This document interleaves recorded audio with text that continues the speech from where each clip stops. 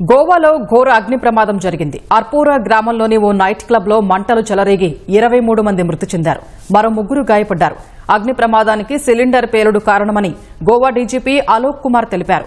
మృతుల్లో night club సిబ్బందితో పాటు పర్యాటకులు ఉన్నారని సీఎం ప్రమోద్ సావంత్ చెప్పారు. ఉత్తర గోవాలో అర్ధరాత్రి ఘోర అగ్ని ప్రమాదం సంభవించింది. ఓ నైట్ క్లబ్ లో సిలిండర్ పేలి పెద్ద ఎత్తున మంటలు వ్యాపించాయి. ఈ ఘటనలో 23 మంది మృతి చెందారు. నైట్ క్లబ్ ను చెక్కతో నిర్మించడం వల్ల అగ్నికీలలు వేగంగా వ్యాపించాయి.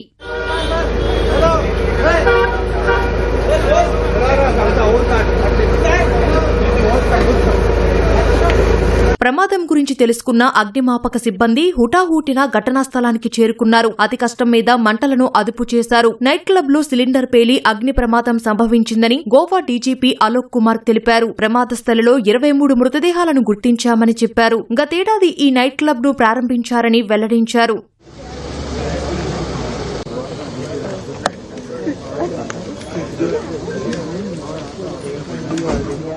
అర్పోరా గ్రామంలో ప్రమాదానికి గురైన నైట్ క్లబ్ ను గోవా సీఎం ప్రమోద్ సావంత్ పరిశీలించారు. మృతుల్లో 3 మహిళలు, 4 పర్యాటకులు ఉన్నారని సీఎం తెలిపారు. నైట్ క్లబ్ లో నిబంధనలు పాటించలేదని ప్రాథమికంగా గుర్తించామని చెప్పారు. క్లబ్ సిబ్బంది అనుమతులు మంజూరు చేసిన అధికారులపై చర్యలు తీసుకుంటామని తెలిపారు.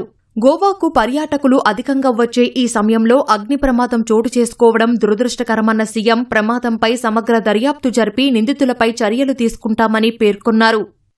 गोवा के अंजुमन एरिया में जो आज क्लब में जो इंसिडेंट्स हुए, अनफॉर्चुनेट इंसिडेंट्स, इस तरह का इंसिडेंट्स कभी नहीं होना चाहिए। गोवा जैसे टूरिज्म स्टेट में कि जो इलीगल्स या विदाउट परमिशन इस तरह के जो चलाते हैं, और इसी में जो फायर इंसिडेंट्स हुआ, इसी के कारण यहाँ पे जो उनके स्टाफ और एक 3-4 टूरिस्ट जो अंदर थे, 2-3 उनको जल के हुआ, बाकी लोग बिकॉज ऑफ द सफोकेशन उनकी डेथ हो गई।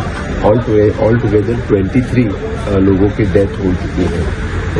गोवा सरकार की तरफ से पूरी इसकी इंक्वायरी की जाएगी और जो कल्प्रिट इसमें हैं जो उनको बिहाइंड द बार्स किया जाएगा।